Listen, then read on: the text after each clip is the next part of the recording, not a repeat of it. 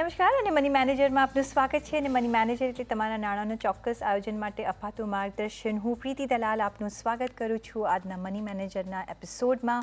ત્યારે reserve bank ઇન્ડિયાના rate cut બાદ મોટાભાગની બેંકોએ પોતાના ફિક્સ ડિપોઝિટના વ્યાજદર ઘટાડી દીધા છે. તો આવા સંજોગોમાં ફિક્સ ડિપોઝિટના રોકાણનો કોઈ બીજો વિકલ્પ છે અને સાથે જ લોન પર પણ વ્યાજ ખસે તો એનો લાભ કઈ રીતના લઈ શકાય આ અંગેની વિસ્તૃત ચર્ચા કરીશું. આ ચર્ચામાં આપણી સાથે જોડાયા છે રૂપી વિથ ઋષભના ઋષભ દેસાઈ.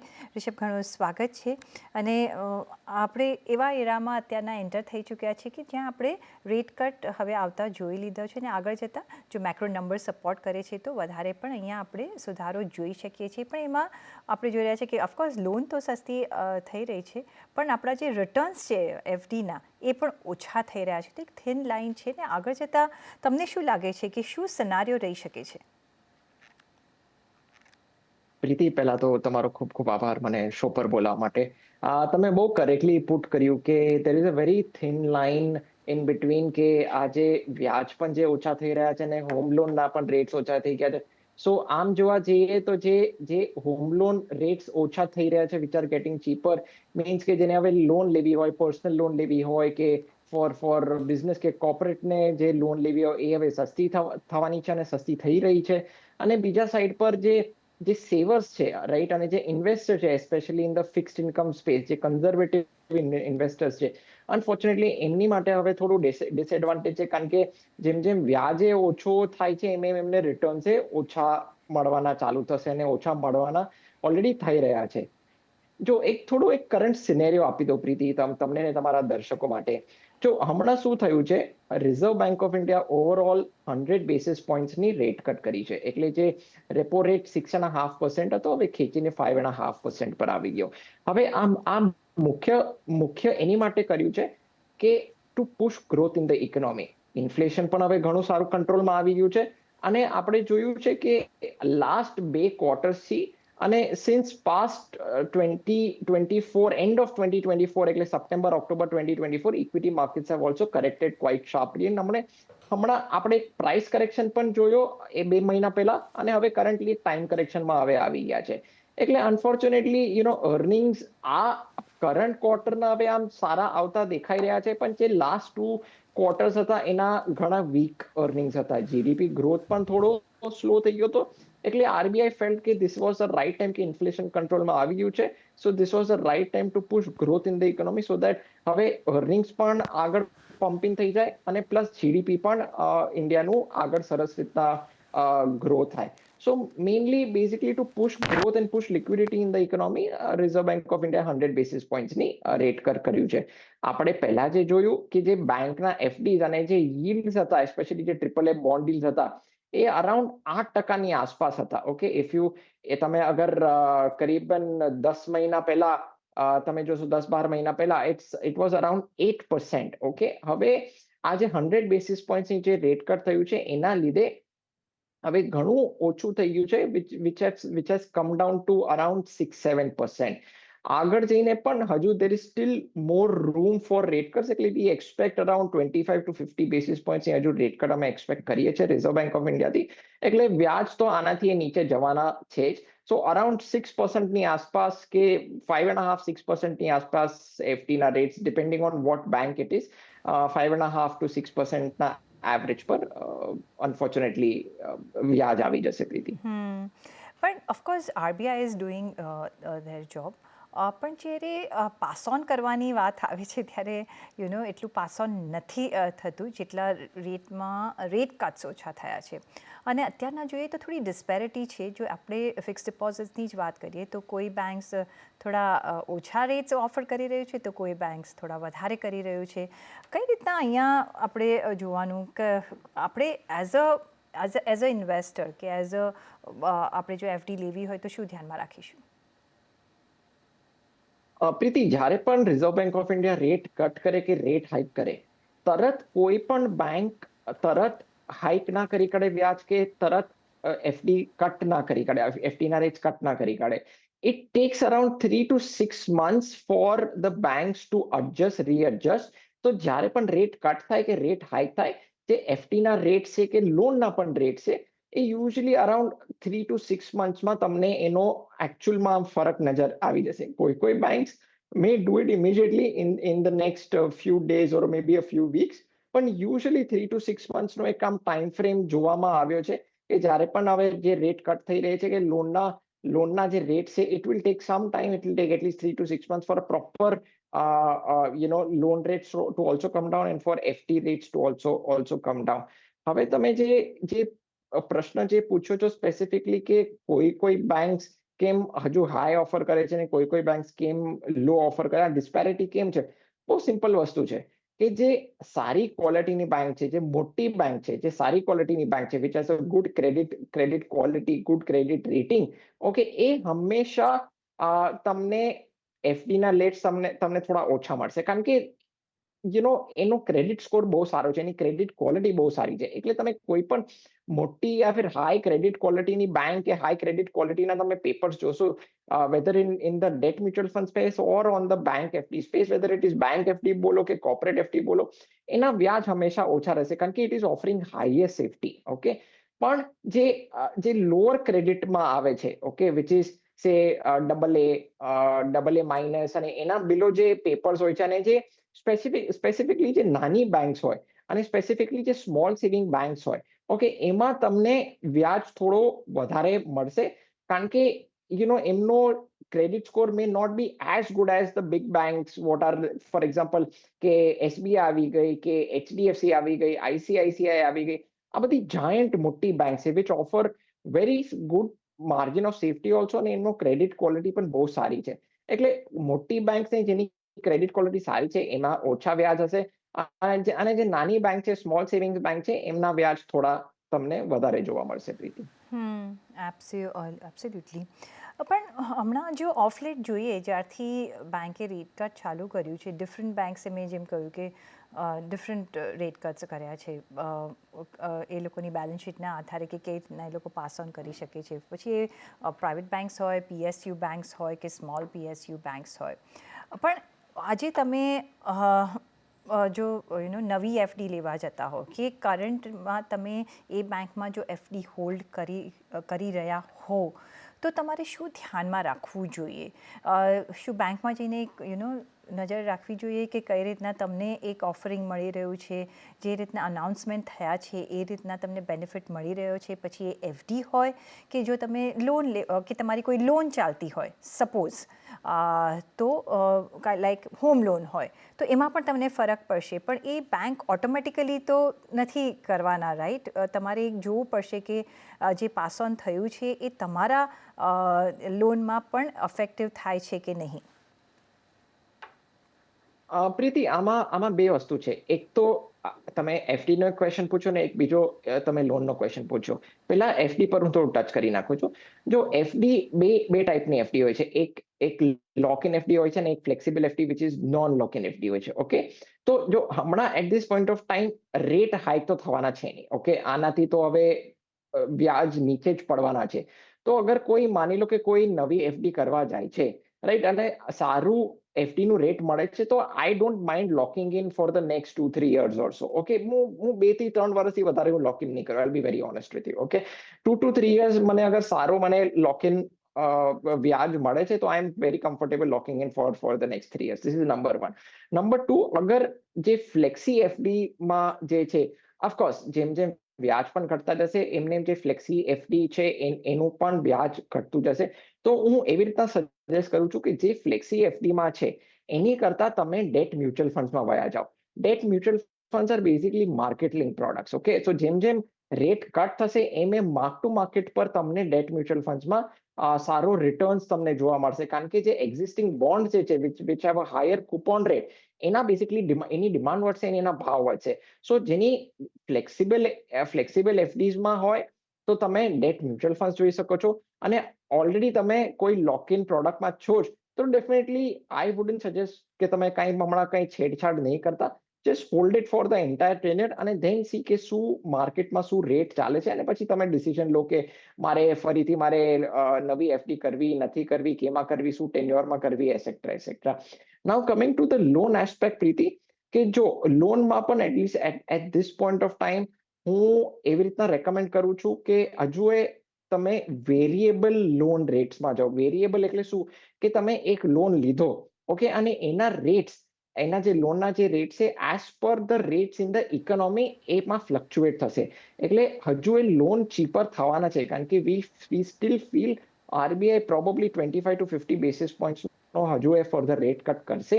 અને જ્યારે રેટ કટ કરશે એટલે આ જે એક્ઝિસ્ટિંગ લોન્સ છે એના પણ રેટ્સ રીએડજસ્ટ થશે. એટલે તમે જે વેરિયેબલ લોન રેટમાં તમે જશો ને તો જેમ જેમ રેટ કટ થશે એમ એમ લોન્સ પણ તમારી ચીપર થતી જશે. સો નંબર 1 એફડીમાં અગર તમે છો તો જસ્ટ બી ઇન ઇટ. નવી કરવા જાઓ છો, અગર સારું વ્યાજ મળે છે તો તમે 3 યર્સ 2 to 3 યર્સનો સારો તમે લોક ઇન કરી શકો છો આ વ્યાજમાં. અગર તમે કંઈ ફ્લેક્સિબલ એફડીમાં છો તો તમે ડેટ મ્યુચ્યુઅલ ફંડ્સમાં જાઓ. અને તમે અગર કયો પણ લોનમાં તમે નિવેશ કરવા માંગો છો, નિવેશ is not the right word, પણ અગર તમે લોન લેવા માંગો છો તો તમે વેરિયેબલ રેટ્સની તમે લોન લો તો તમને જ્યારે લોન ઘટશે તો એનો તમને ફાયદો મળશે. તો નવી જે લોન લેવા માંગતા હોય વેરિયેબલ એટલે કે ફ્લોટિંગ રેટ ઓફ ઇન્ટરેસ્ટથી તમે લેજો, જેથી જેટલા બી ચેન્જીસ આવે છે, કારણ કે અત્યારના હવે ફોલિંગ સાયકલ આપણે જોઈ રહ્યા છે, રાઈટ?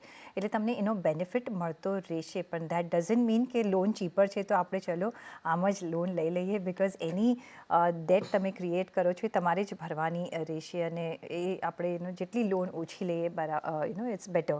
પણ તમને એક મોટું પિક્ચર આપી દઉં કે કઈ બેન્કોએ અત્યારના રેટ કટ કર્યો છે. તો યુકો બેન્કે 0.5% વ્યાજદર ઘટાડો કર્યો છે, બેંક ઓફ ઇન્ડિયાએ 0.5% ઘટાડો કર્યો છે, સાથે જ એચડીએફસી બેન્કે 10 બેઝિસ પોઈન્ટનો ઘટાડો કર્યો છે, એસબીઆઈએ 0.5%ની આસપાસનો ઘટાડો કર્યો છે, બેંક ઓફ બરોડા હોય, અહીંયા પણ પંજાબ નેશનલ બેંક, આ બંને 0.5% ઘટાડો કર્યો છે. પણ તમારે તમારી બેંકમાં જઈને એક તપાસ બી કરી લેવી પડશે કે કેટલું લોન રેટનો તમને એક પાસ ઓન કર્યું છે.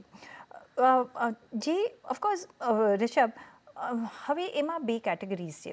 શું તમે એફડીમાં હવે રોકાણ કરશો કે તમને જો ડેટ ફંડ્સમાં જ રહેવું હોય તો તમને ડેટ મ્યુચ્યુઅલ ફંડ થ્રુ રોકાણ કરવું જોઈએ? કઈ રીતના આપણને વધારે એડવાન્ટેજ મળી શકે છે રિટર્ન વાઇઝ અને taxation point of view year on, જો આપણે આગળ વધવું હોય તો? જો ટેક્સેશન પોઈન્ટ ઓફ વ્યૂથી તો કેમાં બેનિફિટ નથી. હવે તો ડેટ મ્યુચ્યુઅલ ફંડ્સ અને એફડીઝ હવે લેવલ પ્લેઇંગ ફિલ્ડ પર આવી ગયા છે. સો જે ટેક્સેશન તમને ડેટ મ્યુચ્યુઅલ ફંડ્સમાં લાગે છે એ ટેક્સેશન તમને એફડીઝમાં લાગે છે, ને vice versa. There is no difference. Okay, now if you ask me કયો વધારે બેનિફિશિયલ છે purely from a returns point of view, then my answer is debt mutual funds. Okay, not because I'm a mutual fund distributor, પણ debt mutual funds are market link products, અને તમે સારા corporate bonds કે banking PSU ફંડ્સમાં તમે અગર નિવેશ કરો છો અને તમારું જે એવરેજ મેચ્યોરિટી છે 3 થી 4 કે 3 થી 5 વર્ષના બકેટમાં આવે છે તો તમને માર્ક ટુ માર્કેટ પર ઘણો બેનિફિટ મળશે ઇવન ટુડે. કારણ કે મેં પહેલા પણ કહ્યું હતું કે 25 to 50 basis points rate cut હજુ એક્સપેક્ટેડ છે.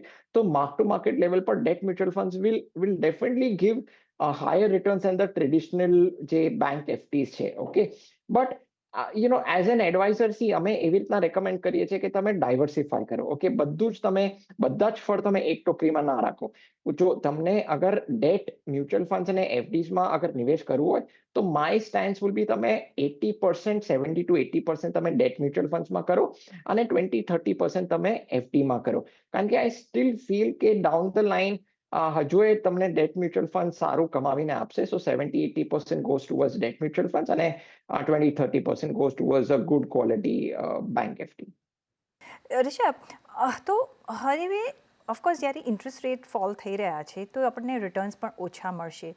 બિસાઇડ્સ એફડી અને ડેટ મ્યુચ્યુઅલ ફંડ્સ, કોઈ એવા એવેન્યુઝ તમે જોઈ રહ્યા છો જેમાંથી આપણને થોડા વધારે રિટર્ન્સ મળી શકે?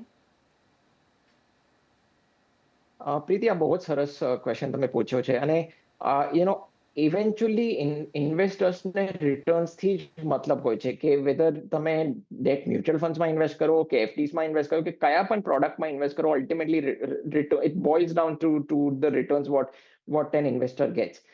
જો અનફોર્ચ્યુનેટલી અગર કોઈ કન્ઝર્વેટિવ ઇન્વેસ્ટર છે તો there is no absolute alternative to FDs or debt mutual funds. કારણ કે debt mutual funds and FDs give you a good cushioning, capital protection, preservation અને steady appreciation. જો તમને અગર આનાથી થોડું વધારે રિટર્ન્સ જોઈએ તો તમારે થોડું રિસ્ક તો લેવું જ પડશે. There is no second to that. હવે એ મારા ધ્યાનમાં છે ને એક બ્યુટીફુલ કેટેગરી ધ્યાનમાં આવે છે, હાઇબ્રિડ કેટેગરી છે, which is known as equity savings fund. Okay, હવે આમાં છે ને એ બેઝિકલી પ્યોર ઇક્વિટીમાં પણ નિવેશ થાય છે, આર્બિટ્રાજમાં પણ નિવેશ કરે છે, અને bonds which is date mutual fund, જે ડેટ પેપર્સ છે એમાં પણ એ ફંડ નિવેશ કરે છે. સો હું એવી રીતે સજેસ્ટ કરું છું કે જો જે ઇન્વેસ્ટર થોડો બહુ રિસ્ક લઈ શકતો હોય અને એની પાસે 2 થી 3 વર્ષનો સમય હોય, 2 થી 3 વર્ષ they have to be invested in this product, તો ઇક્વિટી સેવિંગ્સ ફંડ, અને એમાં પણ જે ફંડ 15 થી 25% પ્યોર ઇક્વિટીમાં એલોકેશન રાખતું હોય, 25%થી ઉપર નહીં. અગર તમે જો આમાં એવા પણ ફંડ્સ હોય છે કે they take more than 25% exposure into pure equity, એ બહુ જ વધારે રિસ્કી થઈ જશે. સો જે ફંડ્સ 15 થી 25%ની વચમાં પ્યોર ઇક્વિટીમાં એલોકેશન લેતા હોય અને rest into pure arbitrage and debt, તો તમે આ કેટેગરી જોઈ શકો છો from a 2 to 3 years point of view. તમને થોડું વધારે રિટર્ન્સ પણ મળી જશે અને તમને આમાં ટેક્સ બેનિફિટ પણ મળી જશે, કારણ કે this category, this particular products are taxed as per equity taxation, which is flat 12.5% plus surcharge plus tax for long term. So from a tax efficiency point of view, अगर कोई थोड़ा बहुत risk ले सके छे, तो equity savings funds with maximum exposure in anywhere between 15 to 25% into pure equity investors જોઈ શકે છે. ઓકે, તો એક ઇક્વિટી સેવિંગ્સ ફંડ તરફ એઝ અ ઓલ્ટરનેટિવ તમે જોઈ શકો છો. May be a part of your investment માટે તમે એક ઓલ્ટરનેટિવ જો શોધતા હો તો પણ તમને આ કામ લાગી શકે છે. બીજો એક સિનારીઓ છે કે જેમ ઇન્ટરેસ્ટ રેટ્સ ઓછા થતા હોય છે તો તમારી જો લોન તમે લીધી હોય તો એ સસ્તી થઈ શકે છે, રાઈટ? તો કઈ રીતના એ ધ્યાનમાં રાખવું જોઈએ? કારણ કે જો લોન સસ્તી થઈ રહી છે અને જો તમારી પાસે એક લિક્વિડિટી હોય તો તમારે શું પ્રીપેમેન્ટ કરી દેવું જોઈએ? કારણ કે હવે એક લોન ચીપ બની ગઈ છે, ચીપર થતી જાય છે રાધર. અને બીજો સિનારીઓ છે કે જે નવા લોન ટેકર્સ હોય કે જે વિચારતા હોય પોતાનું ખાલી એસેટ બિલ્ડ કરવા માટે, એમને અત્યારના વિચાર કરવો જોઈએ નવી લોન માટે? પ્રીતિ, જો જેની પાસે સરપ્લસ પૈસા હોય તો આ 1 થી 2 વર્ષમાં લોન પ્રીપે કરી જ નાખે. કારણ કે જો આ હમણાં આપણે લો રેટ્સમાં ચાલી રહ્યા છે, ઓકે, એટલે સસ્તું લોન્સમાં ચાલી રહ્યા છે, એટલે તમે જેટલું જલ્દી થઈ શકો એટલું જલ્દી તમે પ્રીપે કરી નાખો. જો there are two schools in this, પ્રીતિ, કે એક એવી રીતના થોટ પ્રોસેસ રાખે છે કે ના, મારો અગર ટેન્યોર લાંબો હોય તો હું ધીરે ધીરે હું કિસ્તોમાં ભરું અને સાથે સાથે મારું ઇન્વેસ્ટમેન્ટ પણ હું કરતો રહું અને વેલ્થ ગ્રો કરતો રહું. અને બીજું સ્કૂલ એવું છે, હું જે સેકન્ડ સ્કૂલની વાત કરું છું, એ થોડા એ ટ્રેડિશનલ ઓલ્ડ સ્કૂલ મેન્ટાલિટીથી આવું છું કે મેં કોઈની પાસેથી મેં દેવું લીધું હોય, કોઈની પાસેથી મેં પૈસા ઉપાડ્યા હોય વ્યાજ પર, તો હું પહેલા હું ચૂકતો કરી નાખું, than I think about planning my future, planning my investment or any kind of financial planning. So my humble suggestion is that કે અગર તમારી પાસે સરપ્લસ પૈસા હોય તો તમે ડેફિનેટલી પ્રીપે કરી નાખો અને તમે ઇન્વેસ્ટમેન્ટ કરો, કારણ કે we are currently in the recovery phase. હજુ સુધી આપણે બુલ રનમાં નથી આવ્યા, તો I think this is a very good opportunity two invest also. પણ પહેલા હું એવી રીતના સજેસ્ટ કરું કે તમે પ્રીપે કરી નાખો લોન. ઓકે, અગર કોઈની પાસે પૈસા ના હોય, સરપ્લસ પૈસા ના હોય, તો તમે એઝ પર યોર પ્લાન તમે કિસ્તોમાં પૈસા ભરી શકો છો ને you can pay the installments as per your plan in installments. અને જે નવા લોન જે લેવા વાળા છે, હું એવી રીતના સજેસ્ટ કરું છું કે તમને અગર લોનની જરૂરત હોય તો જ તમે માર્કેટથી લોન ઉપાડો. જસ્ટ બીકોઝ લોન સસ્તો થઈ ગયો છે દેટ ડઝ નોટ મીન કે તમે લોન ઉપાડો અને તમે સ્ટોક માર્કેટમાં ઇન્વેસ્ટ કરો કે તમે એસેટ એની બિલ્ડ કરો. That is not that, I mean, I wouldn't do something like that and I wouldn't recommend also. અગર તમને કંઈક બિઝનેસ માટે કંઈક પૈસાની જરૂરત હોય કે કંઈક મેડિકલ ઇમરજન્સી હોય કે તમે કંઈક ઘર માટે તમને કંઈક લોન જોતું હોય તો તમે ડેફિનેટલી તમે લોન ઉપાડી શકો છો.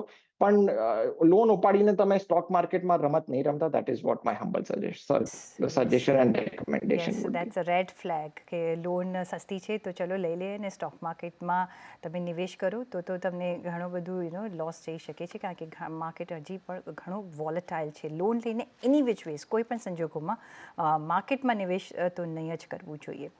કોઈ એસેટ બિલ્ડઅપ કરવાની જો તમે વિચાર કરતા હો તો દેટ્સ અ ગુડ લોન. પણ હવે આગળ જતાં ફ્યુચર આઉટલુક શું રાખીને આપણે ચાલવું જોઈએ લોન્સ અને એફડીઝ પર? Preeti, I wish I had a positive answer towards FTs. Unfortunately, જે વ્યાજ ઘટી રહ્યા છે ને હવે ઓર ઘટવાના છે. આમ તો it's a little bit negative for the savers and conservative investors. એટલે મને હજુ FT ના વ્યાજ તો ઓછા થવાના છે in the next 6 months to 8 months. That is no second to that. હું એવી રીતના રેકમેન્ડ કરું છું કે અગર કોઈ કન્ઝર્વેટિવ ઇન્વેસ્ટર હોય અને અગર સારું yield મળતું હોય, હાઈ ક્રેડિટ ક્વોલિટીનું અગર yield મળતું હોય સારી બેંકમાં કે ટ્રિપલ એ બોન્ડ્સમાં, તો તમે નિવેશ કરી નાખો. This is a steel very good time. અને જે લોન ઉપાડવા વાળા છે એમની તો હમણાં ચાંદી છે. પણ અગેન તમે loan you should utilise it in the right way, તો જ ઇટ વિલ બેનિફિટ. સો તમે અગર લોન ઉપાડો છો અને તો વેરિયેબલ રેટમાં, ફ્લોટિંગ રેટમાં તમે ઉપાડો તો તમને હજુ એ બધું બેનિફિટ મળશે. પણ ખાસ ધ્યાનમાં રાખજો કે the loan should be absolutely important either for કંઈક મેડિકલ ઇમરજન્સી કે કંઈ બિઝનેસ માટે કે for your education or your children's education, something like that. તો તમે લોન ઉપાડો, પણ ડેફિનેટલી સ્ટોક માર્કેટ્સમાં ઇન્વેસ્ટ કરવા માટે તો ડેફિનેટલી નહીં. જી, એક દર્શક મિત્રનો સવાલ આવ્યો છે, એ પણ લઈ લઉં, જે એફડીની અંગે છે, જયેશ પરમારનો. એમની પાસે 1 લાખથી 3 લાખ 5 વર્ષ માટે એમને રોકવા છે. અને જે આપણે આજે ચર્ચા કરીએ એના પર જ સવાલ છે કે ફિક્સ ડિપોઝિટ સિવાય બીજો કોઈ વિકલ્પ હોઈ શકે. અને તમે ઇક્વિટી સેવિંગ ફંડ માટે વાત કરી, પણ 1 થી 3 વર્ષ માટે પણ આ કેટેગરીમાં તમે રોકાણ કરી શકો છો કે બીજા કોઈ વિકલ્પ છે? એબ્સોલ્યુટલી પ્રીતિ, અગર જો તમારી પાસે 5 વર્ષ હોય તો તમે ઇક્વિટી સેવિંગ્સ જેવા ફંડ્સમાં તમે ડેફિનેટલી તમે નિવેશ કરી શકો છો. કારણ કે ઇક્વિટી સેવિંગ્સમાં તમને જે ઇક્વિટી એક્સપોઝર એનાથી મળશે તો તમને ડેફિનેટલી રિટર્ન્સ પણ સારા તમને દેખાઈ જશે. સો માય સજેશન ઇઝ કે if you have 3 to 5 years તો ઇક્વિટી સેવિંગ્સ ફંડ તમે જોઈ શકો છો. એમાં 2 ફંડ્સ ધ્યાનમાં આવે છે. ICICI Prudential નું જે ઇક્વિટી સેવિંગ્સ ફંડ છે, that is little bit on the conservative side. A around 15-16% pure equity ને પ્લસ આર્બિટ્રાજ અને ડેટમાં જશે. અને Edelweiss નું જે ઇક્વિટી સેવિંગ્સ ફંડ છે એ અરાઉન્ડ 25% ઇક્વિટીમાં ઇન્વેસ્ટ કરે છે અને બીજું બધું આર્બિટ્રાજ અને ડેટમાં છે. તો આ 2 ફંડ્સનું તમે કમ્બાઈન કરીને એક સરસ પોર્ટફોલિયો કરી નાખો છો. જે 3 લાખ છે, 1.5 લાખ ICICI ઇક્વિટી સેવિંગ્સ ફંડમાં નાખો અને બીજા 1.5 લાખ તમે Edelweissના જે ઇક્વિટી સેવિંગ્સ ફંડ છે એમાં નાખો. તો તમને ડેફિનેટલી એફડીસ અને ડેટ પ્યોર ડેટ મ્યુચ્યુઅલ ફંડથી તો વધારે તમને કમાવા મળી જશે કમ્ફર્ટેબલી. જી, એબ્સોલ્યુટલી. તો તમારા 3 લાખને તમે ઇક્વલી ડિવાઈડ કરીને આ 2 ફંડ્સમાં મૂકી શકો છો, ICICI ઇક્વિટી સેવિંગ ફંડ અને એડલવાઇઝ ઇક્વિટી સેવિંગ ફંડ્સમાં. તો એ સાથે જ રજા લેવાનો સમય થઈ ગયો છે. ઋષભ, ઘણો આભાર તમારો અમારી સાથે આજે જોડાવા બદલ. અને સાથે જ પર્સનલ ફાઇનાન્સના તમારા સવાલ અમને મોકલો. તમારું નામ, શહેર, ઉંમર સાથે ઈમેલ કરો અમને money@nw18.com પર. ફેસબુક પર લખો અમને facebook.com/CNBC બજાર પર. અને વોટ્સએપ પણ કરી શકો છો 7506660000 પર.